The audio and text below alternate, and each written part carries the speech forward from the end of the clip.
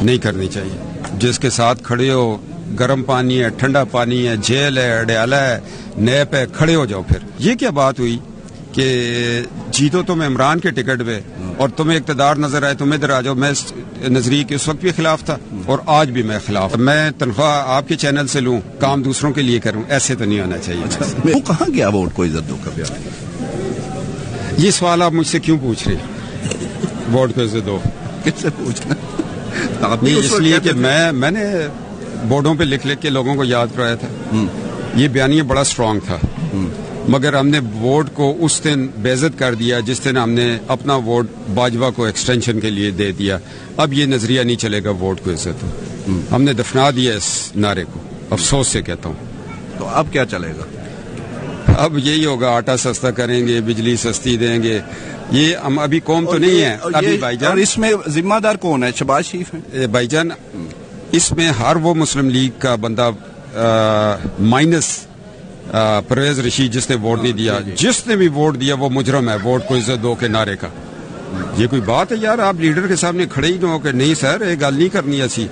تسی تو سارے لالچی ہو، ٹکٹ مل جائے چاپلوسیاں کر لیے، گوڑیاں نو ہاتھ لا لیے، اسی ایم این اے بن جائیے اپنے پنڈ دے. تو کی فائدہ اس ایم این اے بنن دا یار جب آپ نظریات کیا تحفظ نہیں کر سکتے تھے؟ قائد اعظم کے آگے لوگ نہیں کھڑے ہوتے تھے؟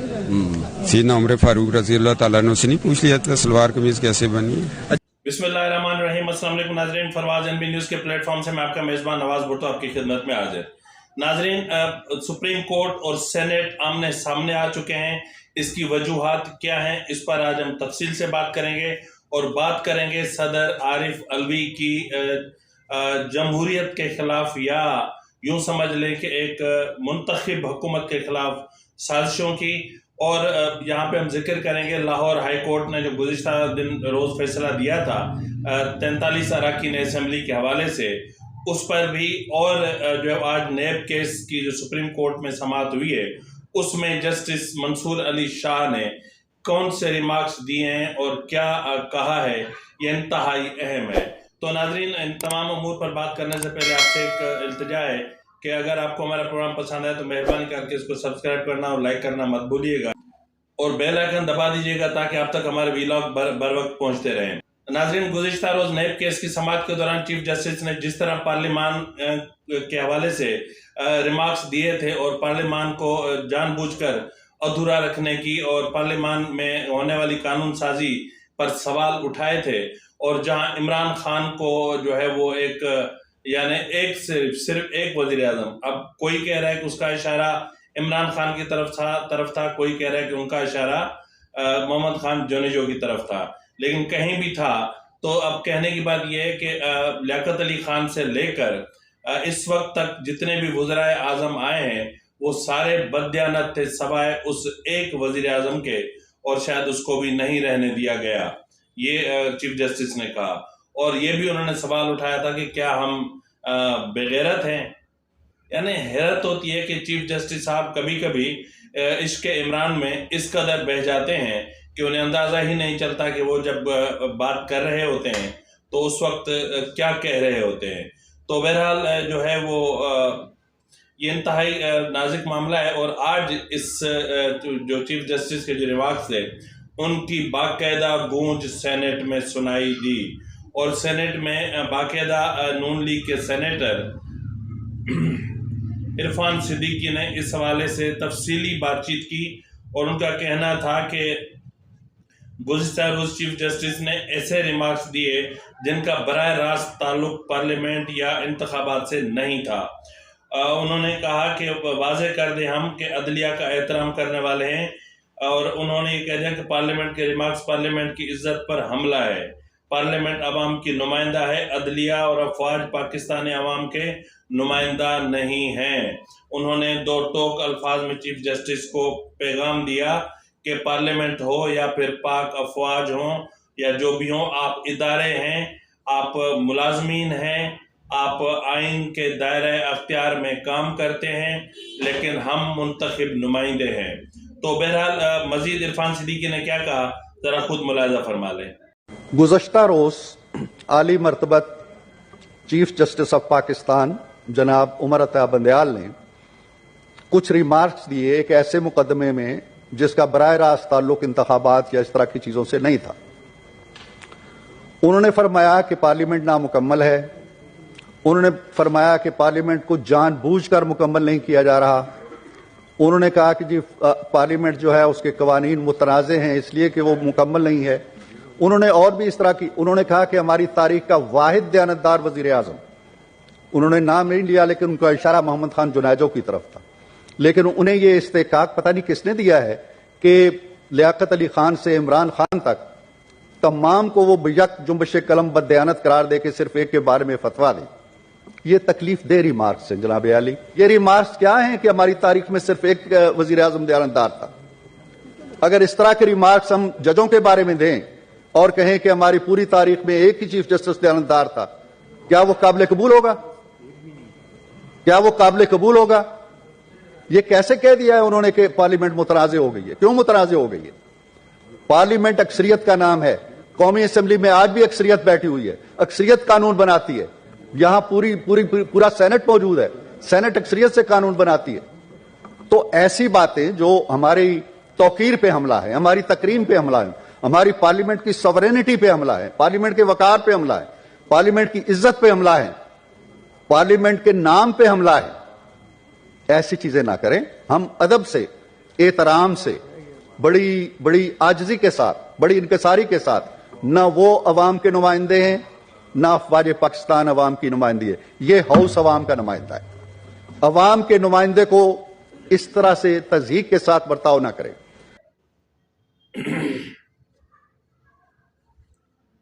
नाज़रीन, इसके बाद हम आते हैं कि जस्टिस मंसूर अली शाह ने आज नेब केस की समाअत के दौरान जो 14 फरवरी तक मुलतवी हो गया है उसमें इंतहाई अहम रिमार्क्स दिए हैं।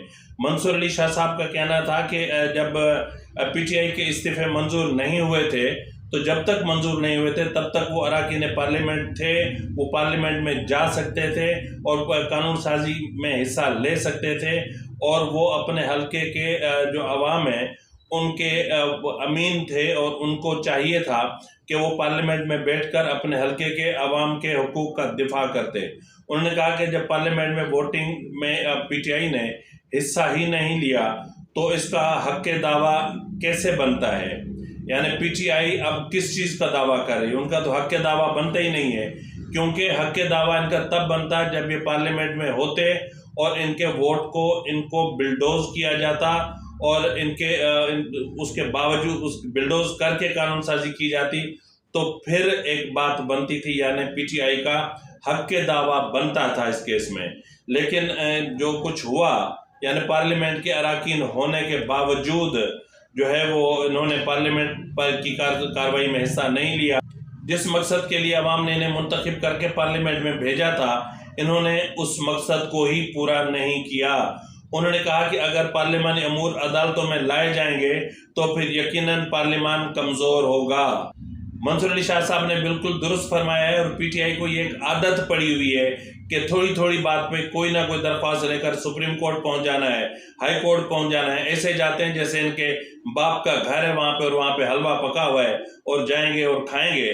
नाज़रीन, ये इनका पीटीआई का कसूर नहीं है। ऐसे दरख्वास्ती ग्रुप हर शहर, हर गाँव, हर जगह होते हैं जिनको आदत होती है। गाँव देहातों में जो भी आया गया मसला हो गया वो थाने पे दरख्वास्त दे दी, एसपी को दरख्वास्त दे दी, एसपी से दरख्वास्त फॉरवर्ड करवा के डीएसपी को दे दी, डीएसपी से दरख्वास्त फॉरवर्ड करा के एसएचओ को दे दी।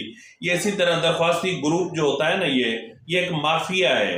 ये हर जगह होते हैं, इनको कोई ना कोई बहाना चाहिए होता है दरख्वास्त करने का, दरख्वास्त ले जाने का। और पीटीआई का इस वक्त किस मुंह से मतलब थोड़ी कहते हैं ना कि थोड़ी हया होती है, कोई शर्म होती है, लेकिन ये इनमें वो भी नहीं है। इनको बार बार थूका चाटने की आदत पड़ चुकी है। ये इस कदर गिर चुके हैं कि इनके गिरने की कोई इंतहा ही नजर नहीं आती। यानी अवाम के वोट के साथ जिस तरह इन्होंने तौहीन की, अवाम के वोट की, उनकी तजलील की है, उनको ठोकरें मारी हैं, उनको ठुड्डे मारे हैं, और फिर भी ये कहते हैं कि हम अवामी नुमाइंदे, और फिर भी कहते हैं कि इंतखाबात कराओ, फिर भी कहते हैं कि ज़मीनी इंतखाबात में हम हिस्सा लेंगे। जब आप पहले आप जो है वो भंगड़े डाल रहे थे, नाच रहे थे खुसरों की तरह कि हमने इस्तीफे दे दिए, हमने इस्तीफे दे दिए, हमने चलो जी चलो निकलो असेंबली से, हमने इस्तीफे दे दिए। اور پھر بعد میں کہا جی ہمارے استعفے منظور کرو، ہمارے استعفے منظور نہیں ہو رہے، یہ ظلم ہو رہا ہے، ظلم ہو رہا ہے، ظلم ہو رہا ہے۔ پھر جب استعفے منظور ہوئے تو پھر بھنگڑے ڈالنا شروع کر دیے، خسروں کی طرح ناچنا شروع کر دیا۔ معاف کیجیے گا یہ میں لفظ استعمال کر رہا ہوں، بہت تکلیف دہ لفظ ہے، کیونکہ ظاہر ہے میں جانتا ہوں، لیکن یہ اس وقت یہ لفظ یہی ان کے لیے مناسب ہے۔ اور اس کے بعد جب ان کے استعفے منظور ہو گئے تو پھر بھنگڑے، اور جب ہونے لگے تب پھر کہ نہیں ہمارے اب استعفے منظور نہیں کرو، اب ہمارے استعفے منظور نہیں کرو۔ یعنی ایسا لگ رہا تھا کہ جیسے پارلیمنٹ ان کے جو ہے وہ باپ دادا کی میراث ہے، ان کی جاگیر ہے، ان کی مرضی ہے کہ جس طرح جب چاہیں آئیں، جب چاہیں آئیں، جب چاہیں استعفیٰ دیں، اور استعفیٰ منظور ہو تو ان کی مرضی سے ہو، مسترد ہو تو ان کی مرضی سے ہو۔ بہرحال آج جو ہے وہ جسٹس منصور علی شاہ صاحب نے پی ٹی آئی والوں کو آئینہ دکھا دیا ہے، اور وہ جو کہہ رہا تھا نا کہ ہم بے غیرت ہیں، تو میرے خیال میں اب ان کو بھی سمجھ جانا چاہیے کہ پارلیمان کو کمزور کرنے سے ملک کمزور ہوگا، ملک کی سیاست کمزور ہوگی، جمہوری ادارے کمزور ہوں گے، جمہوریت کمزور ہوگی، اور اس کے ساتھ ملک کی معیشت کمزور ہوگی۔ پارلیمان پہ حملہ کرنے سے پہلے، پارلیمان کی توہین اور تضحیک کرنے سے پہلے یہ سوچ لیں کہ پارلیمان ہے تو جمہوریت ہے، اور کل کو اگر آپ اس طرح سمجھ رہے ہیں کہ یہ مطلب جمہوریت پارلیمان کی کوئی اہمیت نہیں ہے، تو پھر تالے لگائیں اور پھر سارے فیصلے آپ خود بیٹھ کر کریں۔ ناظرین، گزشتہ روز لاہور ہائی کورٹ نے 43 اراکین اسمبلی کے حوالے سے جو فیصلہ سنایا تھا، اس کے حوالے سے انہوں نے تفصیلی فیصلہ جاری کر دیا ہے۔ اس تفصیلی فیصلے نے پی ٹی آئی کو باقاعدہ آئینہ دکھا دیا ہے، اور آئینہ بھی ایسا کہ دیکھتا جا شرماتا جا۔ یعنی کل انہوں نے پروپیگیٹ کیا، نہ صرف پروپیگنڈا کیا بلکہ ان کو تھوڑی سی بھی جو ہے وہ لحاظ شرم نہیں تھی کہ وہ سیدھا پارلیمنٹ پہنچ گئے کہ جی ہمارا جو ہے وہ ہمیں عدالت نے کہا ہے کہ آپ پارلیمنٹ جائیں، اور ہمیں ڈی نوٹیفائی کر دیا گیا ہے۔ جبکہ آج جو تفصیلی جو کل کا جو آرڈر ہے وہ جب جاری ہوا ہے، جو قومی اسمبلی کو بھی موصول ہوا ہے، اس میں جو ہے واضح طور پر کہا گیا ہے، اس میں جو اسپیکر کی رولنگ ہے اس کو نہیں چھیڑا گیا۔ ہاں البتہ جو ہے وہ الیکشن کمیشن کو ہدایت جاری کر دی گئی ہیں کہ جب تک یہ ڈیسیژن 7 مارچ تک، میرے خیال میں کہ 7 مارچ تک جو ہے وہ یہ جو ان کو ڈی نوٹیفیکیشن کرنے، جو ڈی نوٹیفائی کیا گیا ہے اس کو معطل کیا جائے، تاہم جو ہے وہ باقی جو فیصلہ ہے وہ جوں کا توں ہی رہے گا، اور وہ جو تفصیلی فیصلہ اس وقت آپ کے سامنے ہوگا۔ اور اس کے علاوہ جو اس اپنا قومی اسمبلی کی طرف سے جو موقف سامنے آیا ہے، اس میں جو کہا گیا ہے وہ بھی اس وقت آپ کی اسکرین پر ہے، آپ دیکھ سکتے ہیں، جس میں کہا گیا ہے کہ جی اسپیکر کا جو موقف تھا اس کو درست قرار دیا گیا ہے، کیونکہ ان کے استعفوں کے حوالے سے جو بھی کیا گیا وہ آئین اور قانون کے مطابق کیا گیا، اور اس میں کوئی بھی غیر آئینی عمل نہیں کیا گیا شامل۔ تو اس لیے اس کے حوالے سے جو بھی پروپیگنڈا کیا جا رہا ہے یا کیا گیا، بہرحال وہ ٹویٹ آپ کی نظروں کے سامنے ہے، آپ ملاحظہ فرما سکتے ہیں۔ ناظرین، گزشتہ روز آپ نے دیکھا ہوگا کہ سابق اپنا صدر عارف علوی سابق وزیر اعظم عمران خان سے ملنے کے لیے زمان پاک تشریف فرما ہوئے، جی گلے شکوے دور ہو گئے، جی رنجشیں ختم ہو گئیں، استعفوں کے معاملے ختم ہو گئے، دونوں شیر و شکر ہو گئے، کمال ہو گیا جی، کمال ہو گیا۔ ذرا ویڈیو دیکھیں نا کہ کیسے دونوں کے جو ہے وہ دانت اتنے بڑے بڑے نظر آ رہے ہیں، اتنے خوش ہیں کہ ہم نے کس طرح حکومت کو پریشان کر رکھا ہے، ہم نے کس طرح ایک سسٹم کو ہم نے پریشان کر رکھا ہے، کیسے ہم نے جو ہے وہ تباہی مچا رکھی ہے، ان کو ذرا برابر بھی لحاظ نہیں ہے کہ ہم نے کیا کر رکھا ہے۔ ناظرین، عارف علوی، میں مسلسل کہہ رہا ہوں کہ عارف علوی ایک تو ایوان صدر کا جو غلط استعمال کر رہے ہیں، غیر آئینی استعمال کر رہے ہیں، اور عمران حکومت کے خاتمے کے وقت آرٹیکل 6 کے مرتکب ہو چکے ہیں، اور اس کے بعد متواتر جو ہے وہ ووٹ آف نو کانفیڈنس کے ذریعے وجود میں آنے والی حکومت کو گرانے کے لیے سب چیف آف آرمی اسٹاف، یعنی اس وقت سابقہ چیف آف آرمی اسٹاف اور سابقہ وزیر اعظم کے بیچ میں سہولت کاری کا کردار ادا کرتے رہے۔ پھر جب اسٹیبلشمنٹ چینج ہوئی، وہ جو ان کے سہولت کار اپنا بلکہ ان کے جو سرپرست اعلیٰ تھے، جنرل باجوہ، جنرل فیض، جب وہ پورا ایک گندگی کا ٹوکرا وہاں سے نکلا، اس کے بعد جب ایک نئی رجیم آئی جو دعویٰ کر رہی ہے کہ ہم اے پولیٹیکل ہیں، تو اس کے بعد بھی ان کے ساتھ پھر مراسم بڑھانے کی کوشش کی گئی. پھر عارف علوی صاحب کے اختیارات کا، ان کے منصب کا، ایوان صدر کا غیر قانونی اور غیر آئینی استعمال کرنے کی کوشش کی گئی. اور اس وقت بھی میں اکثر کہتا ہوں کہ جو ہے وہ آئین میں ہر چیز واضح ہے، آئین موجود ہے. آئین کے آرٹیکل 47 اس کے سب سیکشن جو ہے وہ 1 2 3 4 5 6 یہ آرام سے آپ پڑھ لیں. اس کے بعد آپ کو اندازہ ہوگا کہ یہ صدر جو ہمارے لیے مسائل پیدا کر رہا ہے، جو جمہوری راستے سے وجود میں آنے والی حکومت کو غیر مستحکم کرنے کی سازشیں کر رہا ہے، اس کو کس طرح راستے سے ہٹایا جا سکتا ہے اور اسی طرح ہی ایک جمہوریت اپنا راستہ لے سکتی ہے اور جو ہے وہ خود کو اسٹرینتھن کر سکتی ہے. بس صورت دیگر جو ہے وہ یہ سازشیں ختم نہیں ہوں گی، یہ سازشوں کے سلسلے چلتے رہیں گے. ناظرین، جاتے جاتے میں آپ کو بتا دوں گا کہ زمان پارک کے باہر ایک شخص کو گرفتار کیا گیا جس کے پاس پسٹل تھا. ناظرین، یہ کہا جا رہا ہے کہ وہ پی ٹی آئی کا کارکن تھا. پی ٹی آئی کا کارکن تھا تو وہ مسلح کیسے تھا، اور کیا ان کو خدشہ تھا کہ عمران خان کو پولیس گرفتار کرنے آئی ہے اور یہ ان پر کیا فائرنگ کرنے کا ارادہ رکھتے تھے، یا لا انفورسمنٹ ایجنسیز پر فائرنگ کا ارادہ رکھتے تھے، یا پی ٹی آئی کے روپ میں عمران خان کے قتل کا ارادہ رکھتے تھے.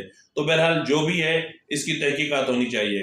اس کے علاوہ ناظرین، زمان پارک کے باہر جو پی ٹی آئی کے جو کارکنان نے جو اپنے باپ کا راج سمجھ کے اور سڑک پہ تمبو لگا رکھے ہیں اور وہاں پر ایک جو ہے وہ محفل جو ہے وہ رقص چلتی ہے اور محفل موسیقیاں چلتی ہیں اور وہاں پر پیچھے سٹے لگتے ہیں اور منرل واٹر کی باٹل میں کچھ اور ڈال کے رات کو پیا جاتا ہے، اور برگر فیملیز کی جو لڑکیاں اور لڑکے ہیں ان کے لیے انجوائمنٹ کا ایک پورا سسٹم وہاں پہ بنا ہوا ہے.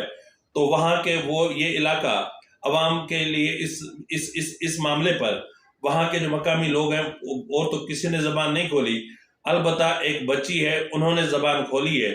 ذرا کیا کہہ رہے ہیں ملاحظہ فرما لیں.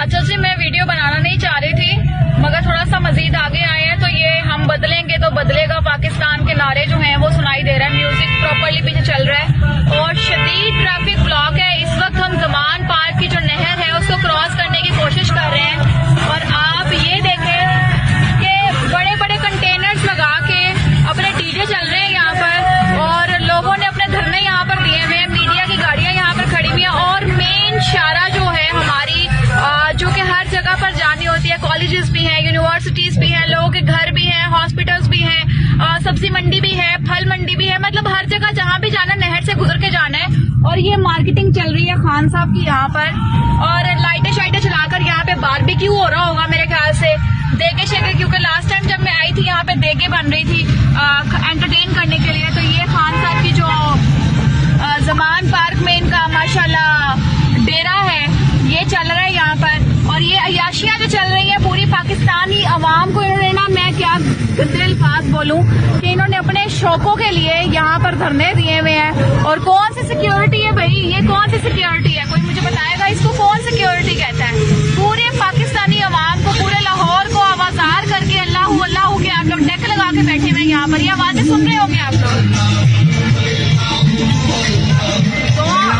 میلہ بیسکلی یہ خان صاحب ان کے مرشد ہے اور ان کا یہ میلہ چل رہا ہے. مرشد جو ہے وہ یہاں پر ڈیرے ڈال کے بیٹھے ہوئے ہیں. سیکیورٹی ہماری یہاں پر موجود ہے. کسی نے ایمرجنسی میں جانا ہو، کوئی ایمبولینس ہو، کوئی معاملات ہو، کوئی کچھ نہیں کر سکتا ہے بیکاز خان صاحب یہاں پہ زمان پارک میں بیٹھے ہوئے ہیں. کرتوتے ایسے کیوں کرتے ہیں کہ آپ کے جو گرفتاری کے وارنٹ ہیں وہ چلے ہیں، اور اگر چلے ہی ہیں آپ کے نکلے ہیں گرفتاری کے وارنٹ تو بھائی جا کر آپ دیکھیں نا معاملات کو سورٹ آؤٹ کریں، نہ کہ اس طرح سے آپ ہلہ شیری سے یہ کرتوتے کریں.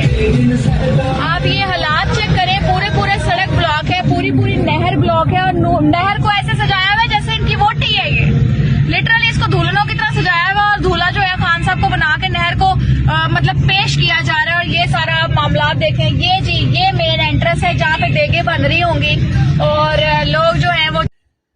ناظرین، یہ عوام کے لیے ایک مشکل پیدا کر دی گئی ہے، عوام کے لیے مستقل ایک درد سر بنا لیا گیا ہے. اگر آپ کو عمران خان کو اتنی ہی رعایت دینی ہے، اتنی چھوٹ دینی ہے تو پھر آپ جو ٹریفک پلان جو ہے وہ مرتب کریں اور ٹریفک کو ڈائیورٹ کریں، لوگوں کو عذاب میں ڈالنے کی کوشش نہ کریں. اسی کے ساتھ ہی ناظرین اپنے میزبان نواز بھٹو کو اجازت دیجیے. اللہ حافظ.